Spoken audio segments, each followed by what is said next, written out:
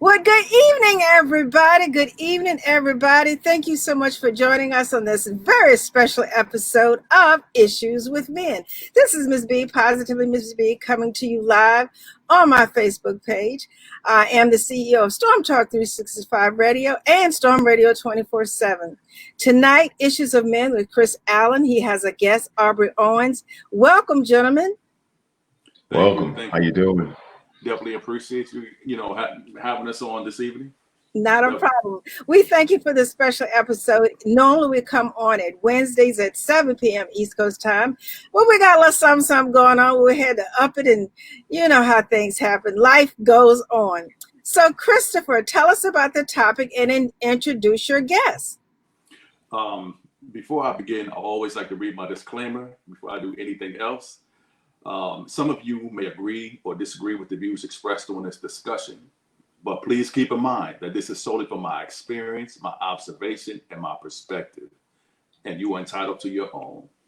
So with that being said, tonight's topic, why do we stay in toxic relationships? And I have a very special guest, my brother from a different mother, Mr. Aubrey Owens. And, definitely going to be sharing some knowledge and some wisdom on this topic. And I definitely needed some help with this one.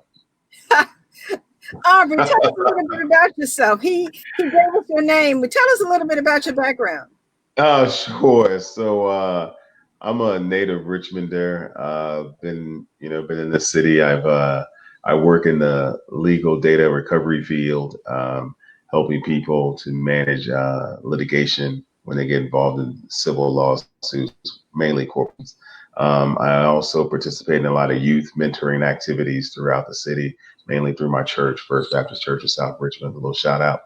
I'm a father. I got a couple kids, 12 years apart, and I'm a divorcee of 2 marriages, but love still exists because I've experienced good things and good fortune in my life, and I can only do it through the grace of God.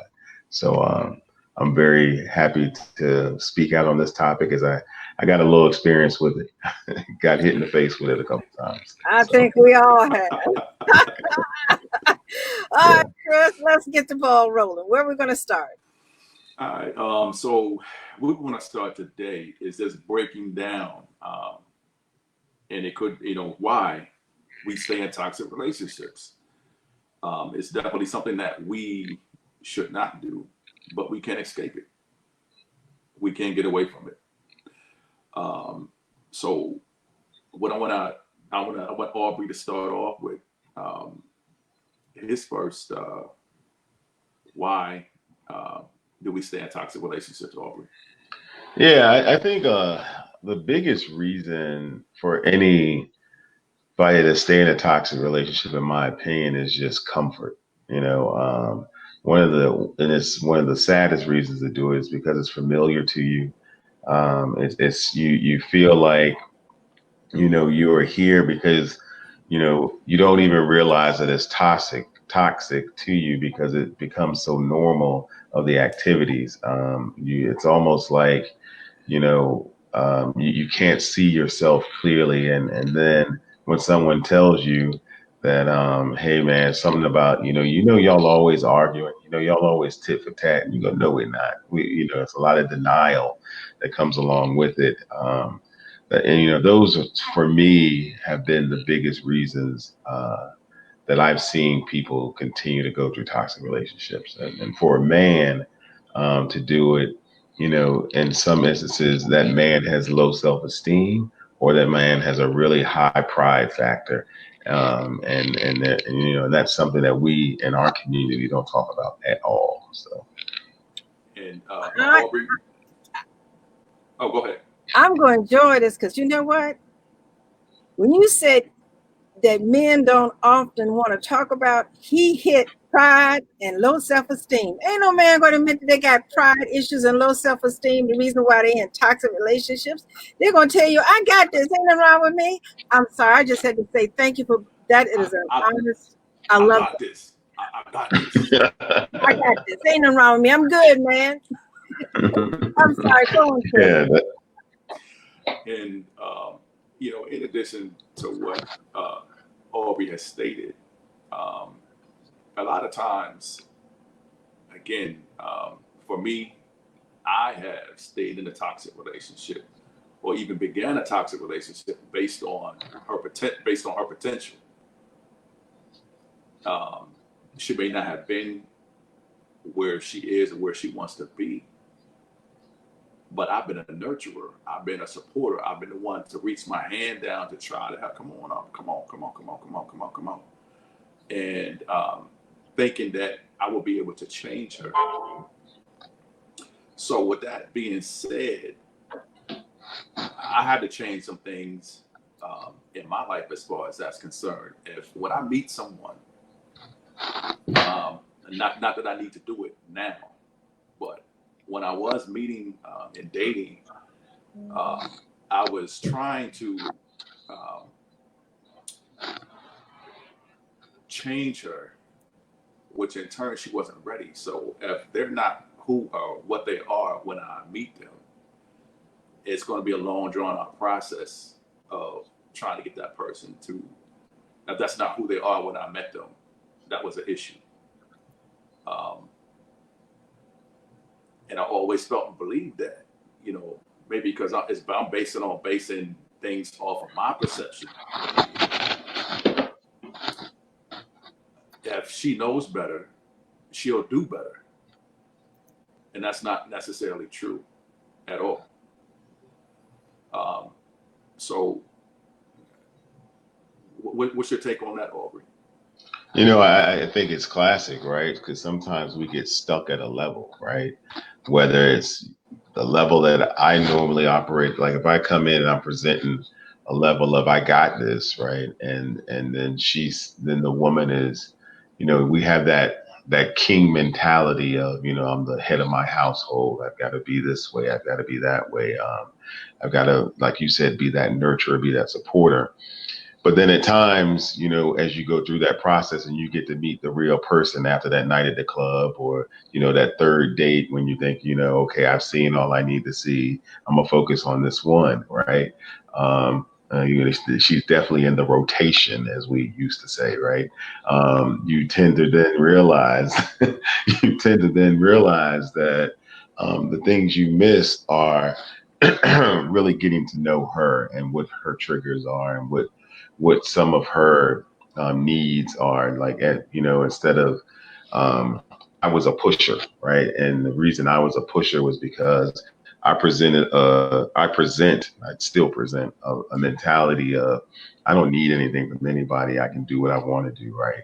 And that can be very misleading in a major way.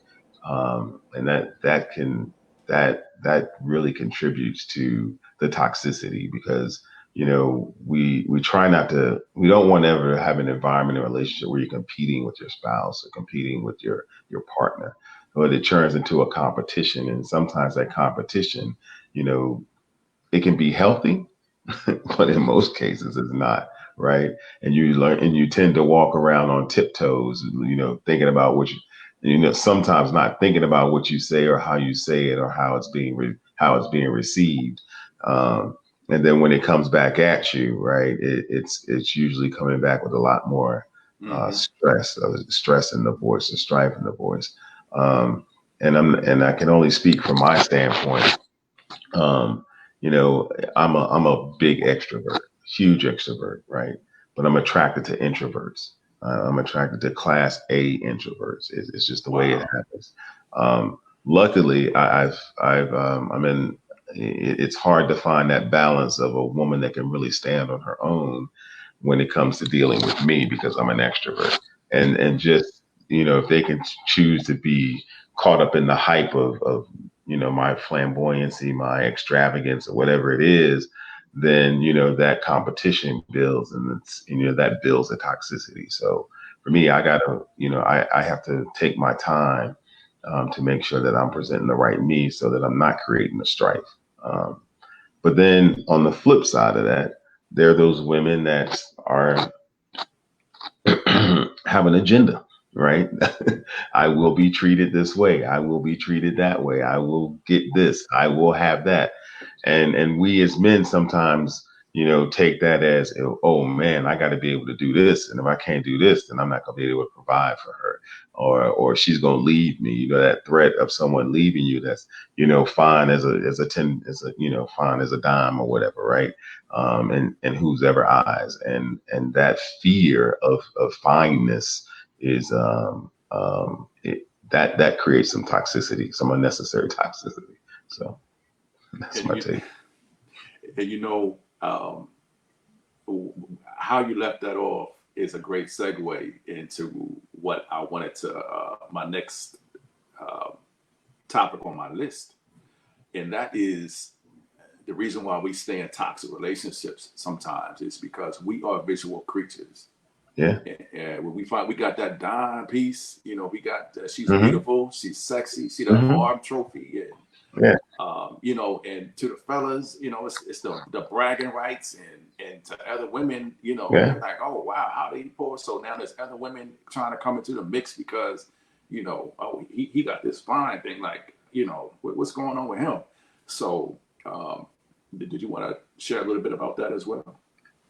And it's a double-edged sword because for me, I in my field of work, there are functions where you need your spouse to go to, and you need to be able to let your spouse stand in a room and other people appreciate her beauty, right? Yes, And sir. in whatever way that is, and sometimes and sometimes when you're putting a female in that element, right, it can only go one or two ways. It can go great, or it can't. And we always think about making her our arm candy, but we forget that there's a true jealousy thing that can happen in a relationship, right? And we have to be careful of that, especially in how the way we conduct ourselves in those settings.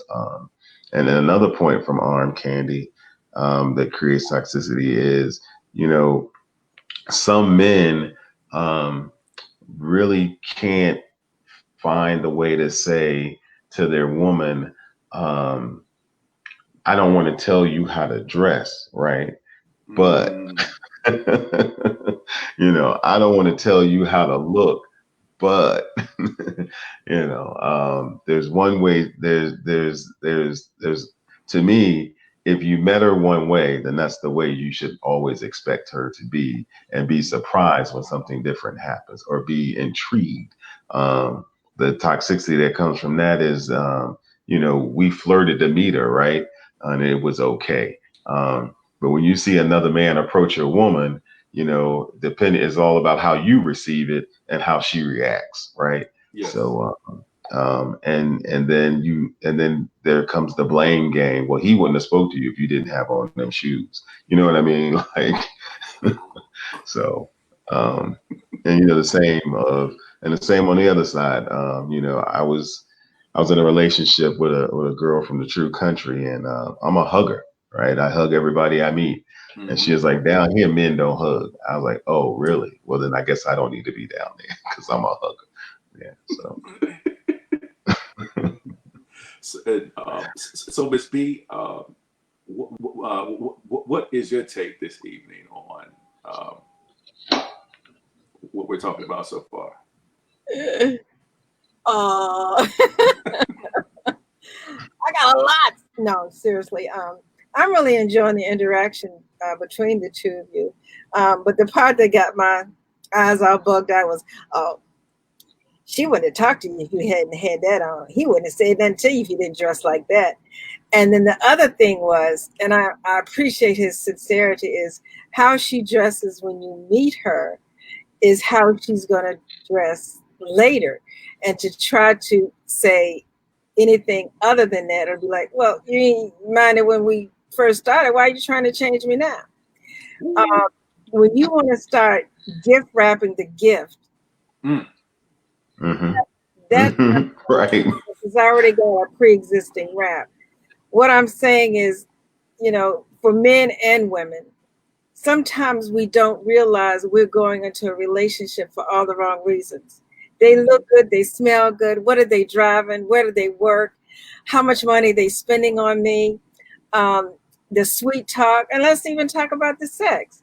And so all of these things, and then all of a sudden you realize the relationship itself sucks. And so the two of you are bringing up some really good points. So Yeah. I'm good. And wow, you know what? Y'all are incredible. Y'all are vibing with me tonight. Like, it's this good flow. And that was my next topic on my list: sex. Sometimes we might have that. The reason why we stay in toxic relationships, she may be toxic mentally, emotionally, spiritually, but the bedroom, oh, she a monster. So, Right. Right. The car, yeah, where just you know what? Right. My day, you know what they used to call that? P-whipped. Yeah, it can happen. It's real. it's real. And you know what? But let me just say this. And Aubrey, you mentioned your relationship with Christ earlier, but Yeah. that spiritual soul ties is not funny. People don't even understand. Everybody you sleep with, you slept with who they slept with, and it just it's a magnet. So spiritual soul ties are hard to break. Sexual sin is hard to break, and so when you get involved with someone, and Chris talked about it on one of his episodes, you let somebody in your house with the wrong spirit, you be like, wait a minute, my personality changing, your personality crazy, it's strange things happening. That spiritual connection, you really should really think about it, and a lot of people don't. Yeah, it's unfortunate that, in this day and time, we've all seen relationships that start off on a bad foot or been in relationships. I used to have this thing, the guys had the 2-week rule, right? If you relationship, right?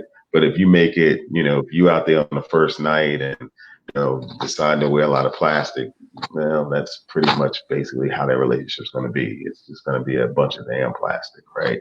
And plastic breaks over time really easily. And I'll tell you this, that, even when, even when, even when you're in a toxic relationship, a lot of folks use sex to mend, right? And it's probably the worst thing to do, because you've come together, you've had your argument, you had your disposition or whatever it may be, and once you use sex to mend, then it's almost like the power, right? It's a power trip at that point where one of you is going to still feel very demeaned at the end of it, and it's always going to be that thing that, when you step out of line or when I step out of line, I can always just get you back in the bedroom and fix it, and it'll be okay for another 3 hours till we wake up again, right? And it's really short-sighted. And like Chris said, no matter how good it is, the ability to walk away from that element of it is the hardest thing for a man to do. And it really becomes a codependency thing at that point where, most men are not dogs. Most men are not dogs. Most men do know how to be monogamous. Now, there are some of us out there that are really good at having multiple relationships and being dogs, but the majority of most Black men can be in a monogamous relationship, and really be in it through thick and thin. I mean, we see it on television where a woman will slap a man, and he'll turn the other cheek. That's what he's supposed to do, right? But we've also seen it where in some of these toxic relationships, that slapping usually becomes into a hug in a very passionate moment. And that really is it's not real. To be honest, it's just not real. It just doesn't last. It's like being with a chick on the first night, and plastic breaks over time. So. Mm-hmm. Can I ask a question, Chris, before you go to your next topic? Say that again. I said, may I ask a question? You sure may. Aubrey, in your own words, we've talked about why you may stay in a toxic relationship. Define a toxic relationship in your own words. Ooh, I will tell you that a toxic relationship is a relationship where you are not being yourself. you are not being respected for yourself. You're not representing yourself, and you're not respected with. Well, you're freezing up, Aubrey. Can you hear us? It's it is more so about self-respect. We lost. Can you hear me? Yes. Yeah, Go keep ahead. going. Keep talking. We just can't. Yeah, it's more about self-respect and that respect level between the two people, right? And the ability to communicate, right? If you can't communicate without being who you are, if you're always guarding your words, that's toxic. That is very hard to deal with for anybody. If you feel like you are changing the way you look, right? You may have started a relationship, for instance, with a man with a beard, right? But then one day you decide to shave it off, and you get, oh my God, I don't like you like that. Well, it's one way to say it, and then there's a really nice way to say it of, oh, I appreciate, I see you cut your beard off. Why'd you cut your beard off? That's one way to say it. And then the next way to say it is, oh, don't do that again. That can create, again, that esteem standpoint where a man has to be a man, a woman has to be a woman. And once you demean one another, you create toxicity. And the way you handle and respond to that toxicity is going to make it better or going to make it worse. So there's no middle. And I would tell y'all, in my last relationship before I got married, my ex, she was one of those ones that was one of the ones that used sex, she used gifts, she used money. It is there's something moving in the background. Can you hear it? Okay, well, all right, well, we're good. But It's it was Aubrey. Keep still, Aubrey. Sorry. He playing with his earbuds. Go ahead. but it's one of the things that she did. She never wanted to work on the issue or the problem, but she wanted to use gifts. She wanted to use money, and she definitely used sex as a means of um, basically like, yo, take this and shut up. Basically, that's what it turned out to be. And now in my current relationship, because it was so traumatic I hate makeup sex. I hate any of that. Like, don't even touch me. Don't do nothing, because it's just the point of being able to communicate and hear what you have to say, and having somebody to understand that and work on the issue or the problem, and not just using using their body or using the things that they have as a tool to put a gag order. Put a gag order. They don't want to hear it. You see what I'm saying? So, Yeah. So with that being said, I I think the got a next question. thing, sure. Either of you, does makeup sex really work, or is just work for the time that you're doing it? After then, you're still pissed. I'm just asking because I don't do that. Does it work or no? And I would, I mean, I'm gonna throw this in the ring first. Initially, it worked when in the beginning of the relationship. As it moved towards the middle and the end, it didn't work anymore, because that charm, whatever it was, it wore off. Like, the magic wore off, and I'm like, you still doing the same things you were doing then, um, as opposed to what you were doing. Um, it just never changed. Your behavior didn't get better, and and the issue didn't get solved. So I just want to share that, Aubrey. Yeah, I'll tell you, makeup sex works best when the kid's not home. Um, and and again, it doesn't last, right? It just depends. It doesn't last. I mean, if you're having makeup sex because of the same issues over and over again, you will get tired of it. You absolutely will. If you don't get tired of it, then realize you're just as crazy or just as toxic. I'm just saying, how can you enjoy it? I mean, it's like, I'm going. Uh, It's like, okay. So now what? well, I'm just asking, sir. I'm sorry, Chris. Keep going. You know, you know what? Honestly, toxic relationship or not toxic relationship, there is a place for it, but only if you two are moving towards a place where there's a compromise and understanding. Because like I understand what I did, and you know, I'm working on that. I would rather hear those words than and see that there is a movement. yeah, I would say, just to compliment what you just said, you can be in a toxic relationship if you acknowledge it, right? And acknowledge it, and then go seek help.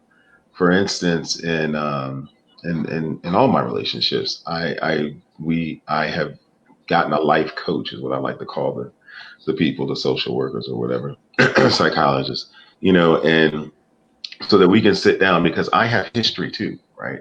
And one of the best ways to talk about your history is with an impartial third party, so that the conversation can be managed, and then you can carry on the subsequent conversation after the fact, of that session, or have the right materials to help you walk through whatever the challenge is. And then if you do that, and you still continue to have problems, even with the help of that third party, then you've got to say to yourself, okay, what do I do not to create this trigger? What do I do not take a person to that point? And you have to be, one, me, the man, right? I have to be willing to accept that. And then for the female, she's got to be willing to accept, the things that I trigger on as well. And we have a common bond. The problem though is when you use someone's trigger against them, right? And you do it in such a way that now you've gotten all this inside information, and you Mm. use that trigger that you think, I'm just gonna stab right now, or this is how I just don't feel like dealing with you, so this is how I'm gonna demean you even more. That's when it becomes really bad. And unfortunately, um, that's not recognized timely enough sometimes to step back, because once you say it, once you do it, it's too late. It is Yeah. too late. And that's a time, Miss B, where makeup sex ain't helping with that, right? It ain't no makeup sex for that, because that's an intentional act. And as long as those acts are intentional, and you recognize them as being intentional, and you stay, then you contribute to the toxicity, because you continue to allow it to happen. Stop right And there. Y'all listening? mm, Y'all are contributing to your own misery.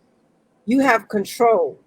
All it takes Mhm. is one time, and the light bulb should not go off. It should burst. It's like, what just happened? I'm out here. Don't Yeah. lingering and lingering. I'm sorry, I know it's your show, but you know what? Y'all, stop blaming her. You're the one that's staying there. Stop blaming him. You're the one that's staying there. Somebody gonna insult you, talk down to you, always use your triggers. What? There ain't no love. And like you said, the sex can't be that good. What were you staying there for? If you need money, get a second job. You need to love yourself more than you love the love from somebody else, because the love from somebody else could never be greater than the love you should have for yourself. That's mm. my point. Yeah. And great points, Miss B. Great points, Aubrey. Because um, me being who I am, then I had people tell me, if you don't do X, Y, and Z, uh, okay, I'm gonna just use some examples. I'm going to call the police on you. Uh, I'm going to cut up your clothes if you don't come home right now. I'm going to uh, I'm going to kill myself. I'm going to do X, Y, and Z. And for a minute, it worked, because like, man, you don't want nobody to hurt themselves or to do, you don't want that. But then at a certain period of time, you like, look, I go buy the pistol for you. Oh man. But now, when you get to that point, and I've shared before that when they had that expression in my last relationship, when they said that expression that you could bury somebody in your own backyard, that's how toxic that it became. Yeah. I had to get out. I had to end it because it was getting to the point where I had no respect, I had no regard, I was mentally, emotionally, spiritually spent. The next thing that was going to happen, um, I had to control the situation before it got it. Well, it was way out of hand. Trust me when I tell you. Um, People putting their hands on each other and pushing, and um, I mean, it was truly crazy. And it just got to the point where I was like, okay, you know what? I have to do something because I don't want to set myself backwards. Mm-hmm. I've been in trouble before for other things. Um, and I was like, definitely not going to allow a woman to put me back in a situation or allow myself to be put back in a situation that I worked so hard to move from and build from and become a better man. I was like, nah, that's not happening. Yeah. But the segue into this, as men and women, sometimes at a certain point in our life, we're addicted to drama. So it's another aspect of why we stay in toxic relationships sometimes, you know, and I'm not for sure what to say about it. Is this a certain type of to it? Look, man, with sassiness comes drama. You're right. I mean, it just happens, you know. You can look at somebody and, well, now I can, almost being 50, I can look at someone and say, oh, she got drama, right? And I'm sure women do the same with us, right? Like, he got his own set of problems or issues, but you know what? For tonight, he'll be all right. You know, I mean, Mm-hmm. um, that's a real statement. Right? So, That's real. That's the most realest thing I heard all day. you know, um, and then especially, you know, when you got a single father or a single mother, you know, there's other contributing elements to the I don't even want to use the word relationship, but to the dating cycle, that has to be considered, right? That tend to get left out of when I first met you, or how I expect things to be. Um, so, you know, So let's talk drama. about money, finances. Help me. Why we stay in toxic relationships sometimes because um,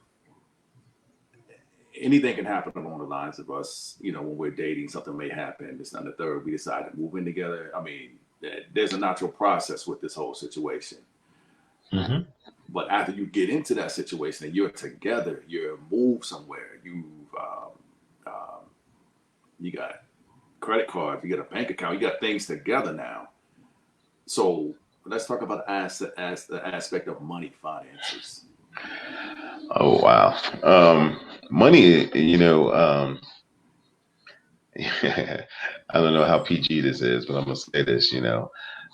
There's a couple of elements, right, to this thing. You got to be friends, right? You got to understand finances, and that keeps you fucking, right?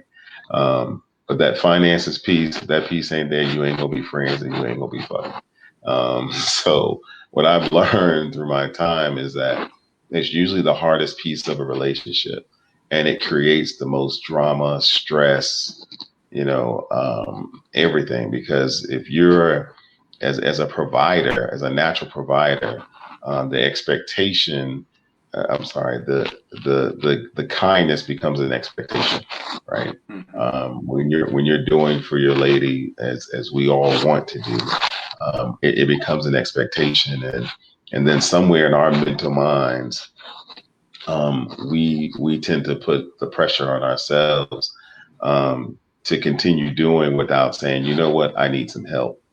And a lot of men that can't say, hey, I need some help when the help comes. Um, it's probably the hardest thing to do. Um, and I'll just give you my own personal experience. So, from an income standpoint, I'm really blessed, right? And I don't meet a lot of women who are as blessed. Let me restate that. I have not until recently met a woman who is just as blessed when it comes to finances. And what I mean by that is the ability to manage money, right? The ability to save money, the ability to have money ready for this, that, and the third, and to be disciplined about how you spend your money, what you do with your money. That discipline goes back to how we were taught to respect money and handle money. And then when you try to put that in a relationship of excuse the expression, but telling someone how they should do it, I don't need you for that. Is usually the response. Right. And you know, it's tough, real tough. Um, and people go through things. So I think the next thing I want to bring in, we already talked about the self-esteem factor, but what about age? Sometimes people stay in toxic relationships because they don't. Um, they think they know their partner. They don't want to go through anything new with anybody else. There was a guy, might as well stay because of um, if I get back out on the dating scene, somebody might, I'm not going to learn somebody new all over again, and I'm tired of this.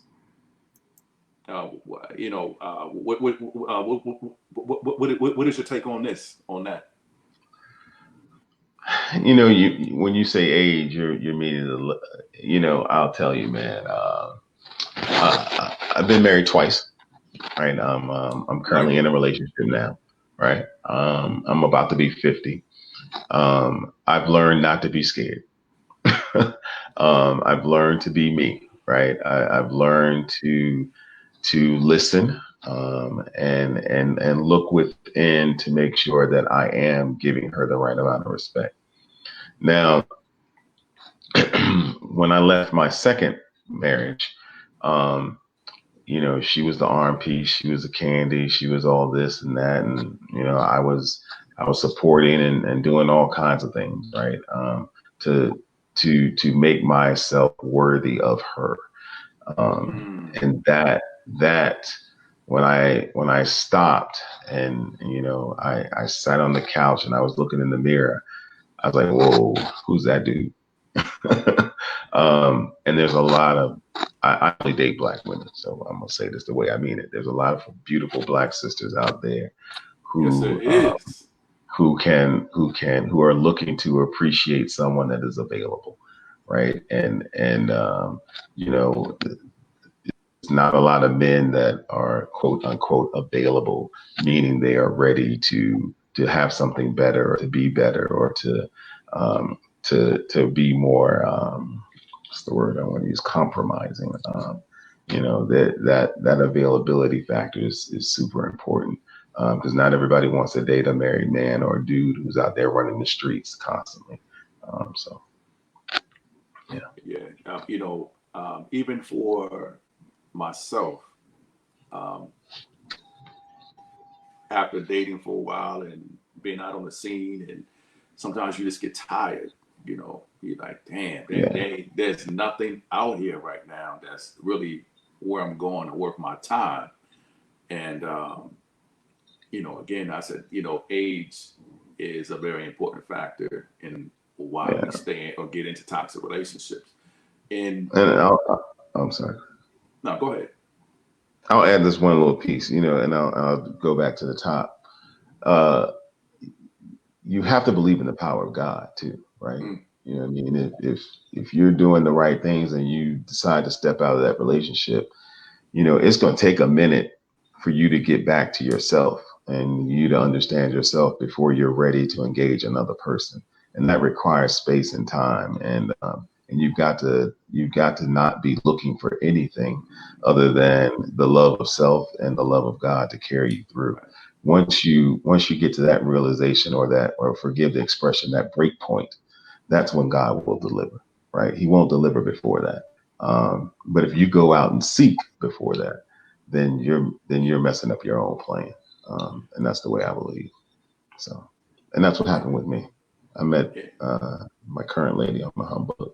So, and what you said is like, that's a very important aspect of, I think, what men and women really need to do is to continually on our journey, just ask God for favor, be specific, and just put it out there.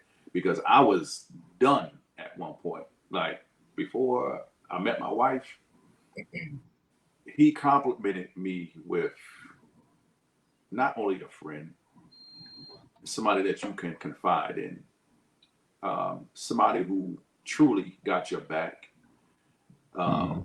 somebody that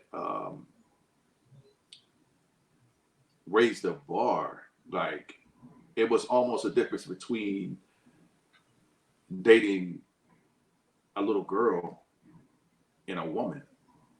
yeah, You know, there's a difference. a major difference. It's a big difference, and I was blessed to have that. And even with that, I still had to learn to some capacity, some context. When I had some triggers from the past, of being in past relationships, that none of this applies to her. You know, and some of the things that we do in hurting someone else or breaking a relationship is that the first thing we do is want to hurt. So Yeah, somebody don't say something you like, somebody don't agree with you, that's your enemy. You know, sometimes you have to choose your battles or sit down and think like, just because it doesn't mean that she's your enemy. It doesn't mean that she's against you. right. You're two individual people, and you were raised differently. You have different views on things, your different perceptions, and learning that was okay to have is and being able to work through any differences. And in my past relationships, it was almost a factor of we was at constant war all the time for the littlest things. And I was like, you know what? I was like, one day it just hit me like, dog, what you doing, son? Like, God blessed you with something beautiful and you tearing it down. But she had to do the same thing too, because you know it was a two-way street. We was like, all right, we got to get off this exit. We got to take this route because this right here ain't working. Right. So the next thing I wanted to bring up this evening is let's talk about selfishness, bro. Miss B, let's talk about selfishness. Let's talk about we don't want nobody else to have what we had. Can we speak on that? You know, I can't speak on that because I will tell you, for me, it's a little different. I try to encourage people to come up all the time, right? And even in my relationship, I am the one who believes that everyone is good until you wrong them. Um, and unfortunately, in a couple of relationships, I didn't recognize that I was being wrong until it was too late. Um, and you know, I'll give you the shirt off my back. I'll spend my entire paycheck on you, and I spend $1 on myself, right? I am that dude. I'm a true Virgo, right? I am a true Virgo. Um, and I will tell you that I made it too easy for people to take advantage of me and me be too I forget the word, but naive to it. Yeah. And then there's a part of me deep inside that's like, damn, I shouldn't have did that, right? I dealt with some resentment in some instances, right? Um, but then I go back to what I said before. You know, when I looked in the mirror, I realized I was not in control of me. I was being manipulated, and I didn't see it as manipulation at the time. I only saw it as I'm being a good provider. I'm giving her what she needs. Da da da da da da. You know, not everybody needs, you know, Michael Kors and Kate Spade and Louis Vuitton and Coach and, you know, one for every day of the week, right? The materialistic things tend to cloud the vision. But it's those same materialistic things, like I said before, when you first meet her, that's how she's going to be. Those are the things you think she likes. Those are the things you think that's the image you want. Um, so from a selfishness standpoint, um, I probably was the one who gave her the ability to be selfish instead of checking her on it. So. And wow, that's powerful that you stated that. Is because even when I had rolled out the red carpet um, for women in my life, um, I'm thinking that they deserved this or they had it, but their actions didn't reciprocate the same, or um, they weren't thankful. And once you start in a relationship, once you set a precedence, Mm-hmm. whew, you have to continue that precedence. Yeah. And if that changes, they're going to look at you as, well, what's going on? What happened? Is somebody else involved now? You don't love me. This, not the third. So you have to be careful of what precedents that we set as men when we go on into relationships. And even when I put my foot down to say, no, this is, we ain't doing this. Then Yeah. this the kickback that comes. Well, you love me, and then you start to fall for the crying and the carrying on, and it's not the third, and you just being manipulated, used, and abused. So I was just like, okay, I can see where this is going. You know, man. Wow. Yeah.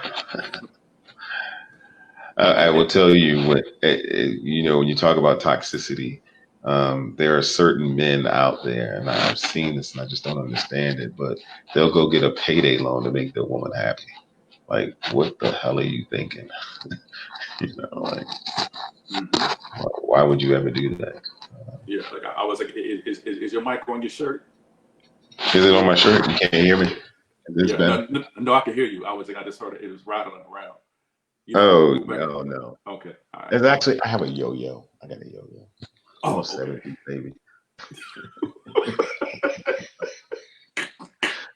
Yeah. Oh, wow. Sorry about So, that. In case you didn't know, I'm turning these videos into podcasts. So Yeah. thank you for the extra noise. That is funny. Well, since you saw her showed it to us, can you use it? Or are you just playing around with it? I can use it. Yeah, yeah. Okay, well, I wait can till use the video is over. Okay. it. Yeah, right. Y'all are funny. I'm sorry. Keep going. and I'm thinking too, out of everything, when we're in these toxic relationships, let's talk about the children aspect of it. Mm. Sometimes when I look back, I've taken care of others' children like they were my own. And wanting them to be just as great and have just as my children. And sometimes staying in a toxic relationship of like I'll just share with you.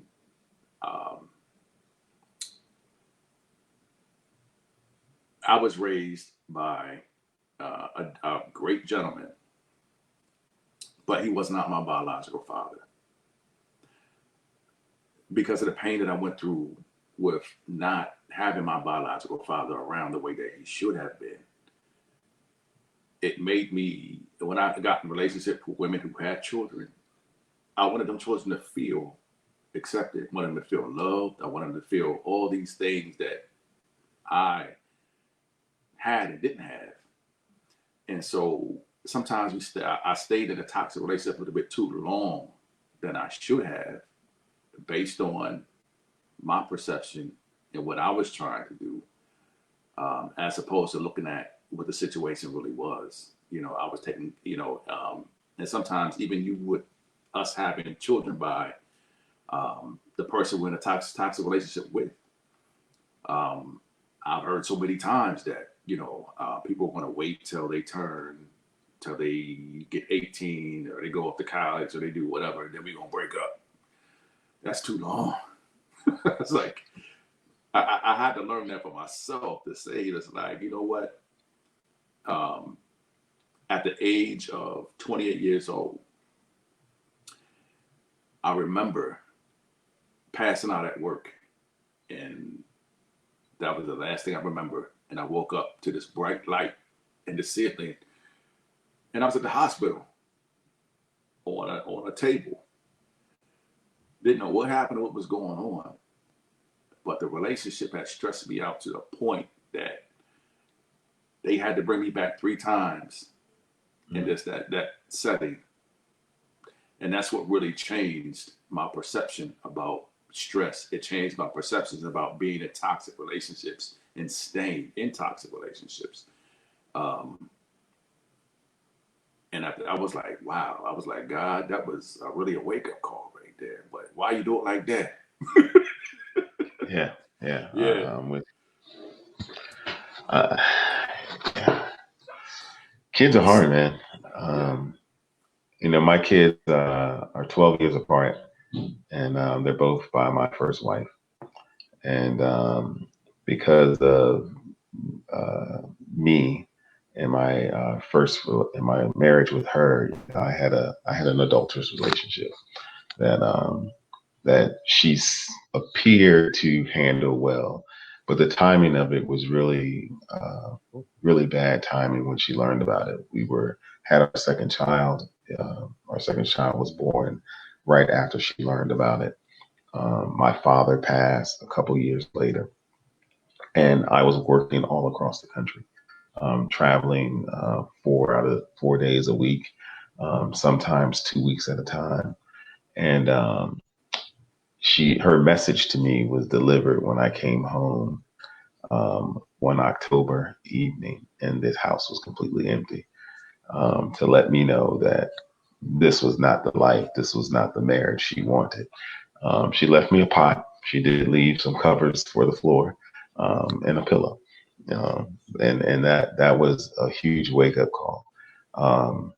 And that wake up call, going into my second relationship, was because I'm now in a situation where I have a young son. I am going to work really, really hard to make sure he has the best life and the best experience. My daughter was already having a great life, and luckily, the divorce didn't have such a resounding effect on her. It had an effect. Don't get me wrong, but our relationship is really good and really strong. But with my son, he was involved in my second marriage because she also had a kid about the same age. So just like you said, I can't do any less for her child than I can for my own. So I made sure that I was very fair and equal to them.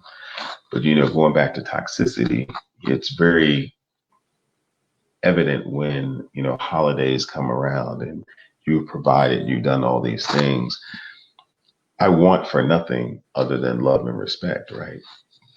And not that you should expect to get a gift, but you can expect to get a appreciation, a level of appreciation, whether that's a handwritten card, whether you made me a muffin, whether you poured my Cheerios or something, right?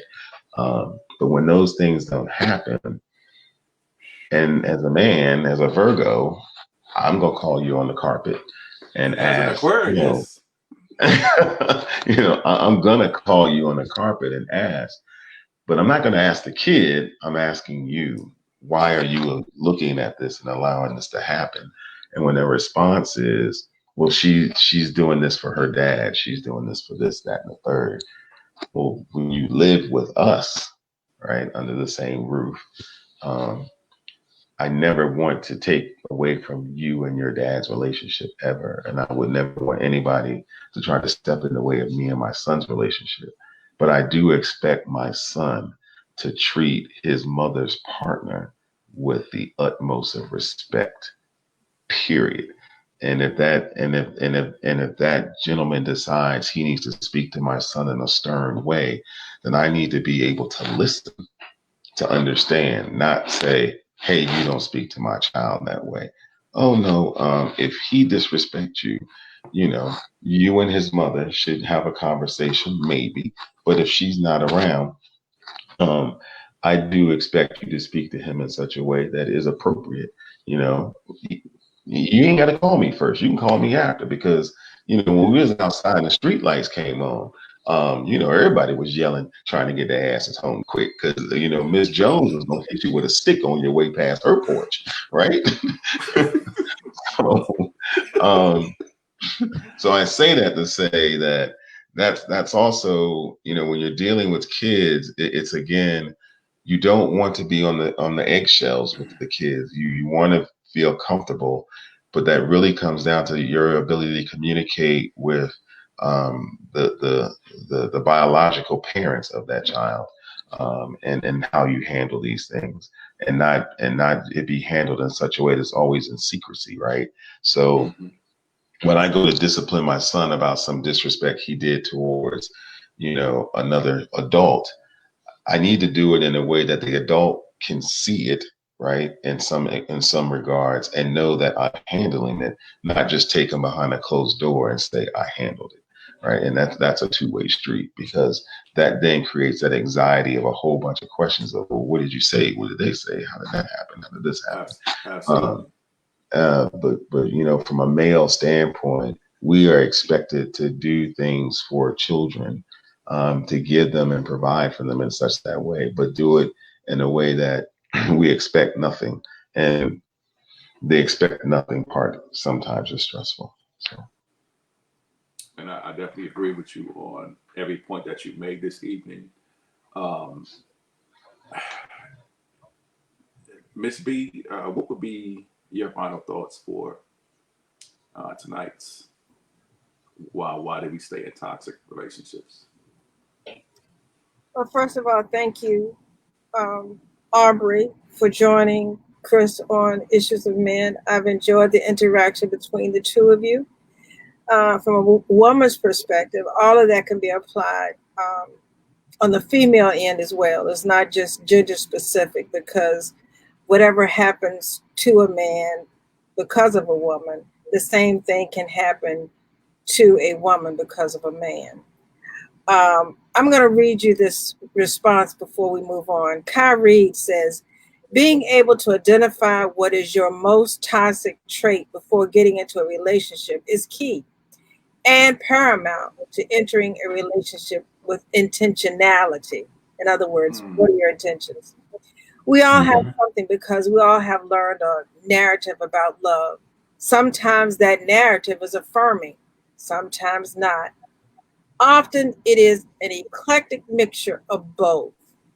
The beginning of authenticity, intentionality, and avoiding toxic relationships is examining the toxicity within yourself. Well, piggybacking off of that, you asked me my opinion of the discussion and the topic.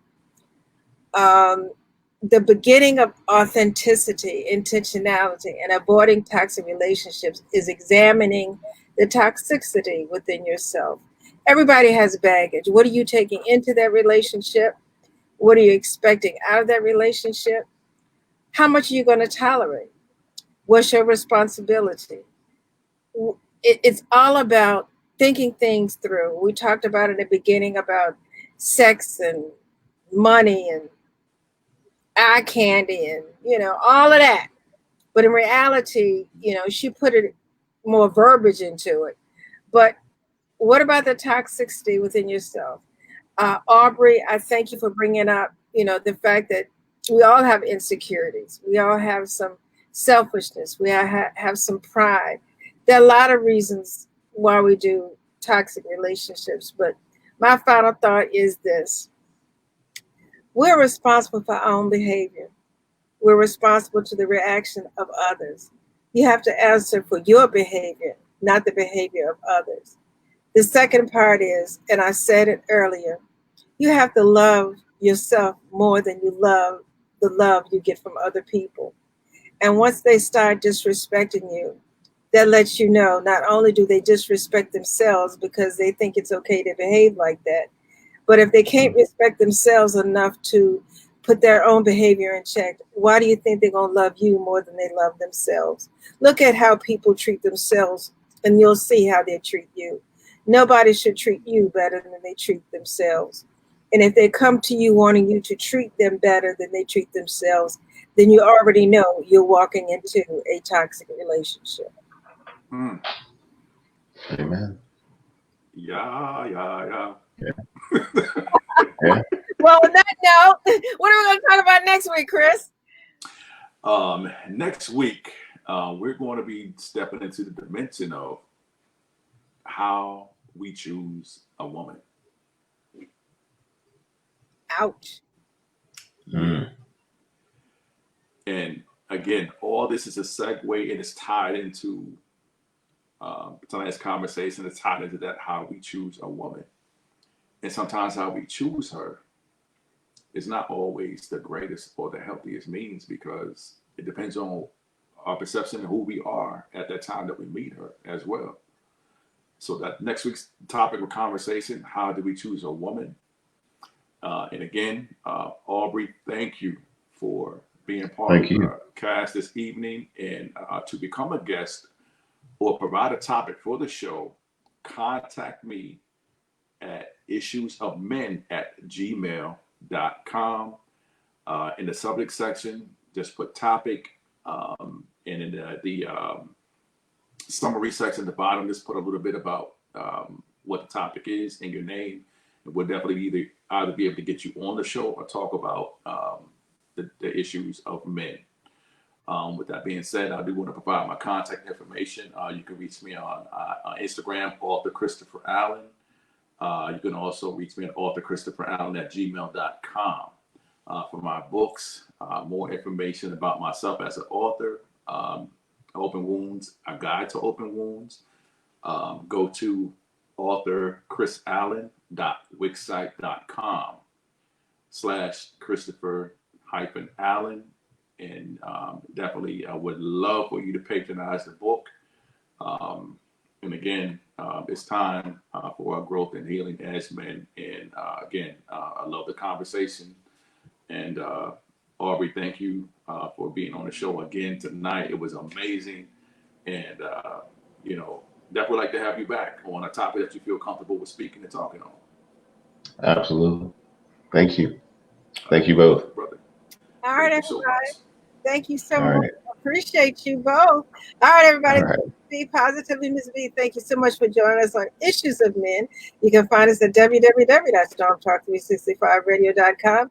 And starting this month, I don't know exactly when, but Christopher Allen will be doing a special podcast on Storm Radio 24/7 on the Author's Corner, where he's going to be doing Author 101, encouraging you how to become an author.